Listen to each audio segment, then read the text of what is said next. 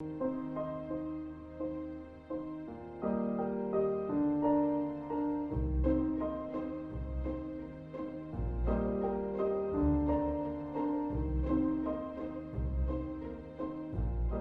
since I joined the Arboretum almost 2 years ago, I've been really trying to understand why it matters and what it means to people. And I think it's the stories that all those memorials hold, and the stories of the lives lost and lives lived that they commemorate and that people share when they're here. And it's the connections that people make with each other in remembering those stories. And they share them with each other, they share them with our team of volunteers, and they share them with us when we're out and about walking. So it's all about the people that bring the Arboretum to life.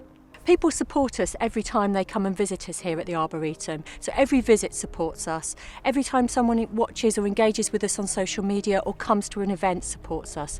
It's great because we are here for people. But also people support us by volunteering with us, giving us their time and expertise to share the Arboretum with others. And of course some people choose to donate, and then a donation, however small or large, really helps us to keep our learning programmes, our family activities alive, or also to care for this wonderful site. So being freely open to all is something we worked on just after I arrived at the Arboretum. We talk about being the nation's year-round place to remember, an inspirational world-class setting, freely open to all. And that last bit at the end is not just about not having an entry charge, it's actually being really truly freely open and welcoming to everybody in our nation who we are here for, making sure that they feel that there's something at the Arboretum for them, a story that they can connect to, a space that they can reflect in, or just the natural beauty that they can enjoy. I mean, we're standing here at the centre of the Arboretum, right by the polar bear, and the polar bear was our very first memorial, over 20 years ago.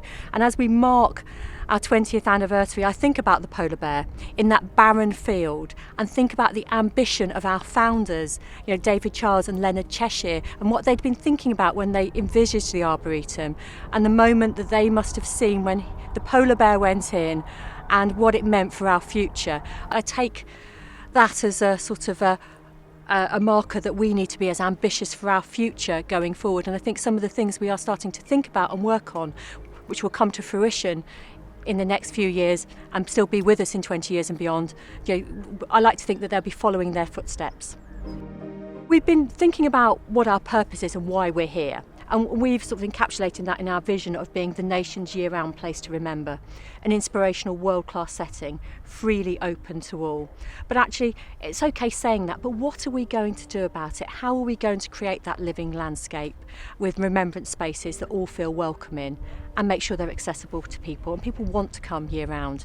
So we're publishing this week a report about our future and making some pledges about remembrance, and particularly about contemporary remembrance and how we'll help the nation remember, reflect and heal from the pandemic we've all just been through, but making sure we do that in a way that is inclusive and everybody in our country feels welcome in that space and wants to come to that space, or indeed the whole Arboretum, and remember. And of course we are in this beautiful outdoors environment and take our responsibility towards the sustainability of our business really seriously. So we'll be thinking about remembrance, inclusion and our sustainability in the coming years ahead. So the Arboretum is an amazing 150-acre living landscape today, almost, I think with 25,000 trees, almost 400 memorials. But that hasn't happened without a lot of hard work from everyone involved in the Arboretum, from those very earliest days over 20 years ago, right through to today. The work of our staff, our volunteers, trustees, people that have supported us by visiting, by volunteering with us or donating, or working with us in some way. They've all had a part in creating this wonderful Arboretum that we now love caring for and sharing with visitors today.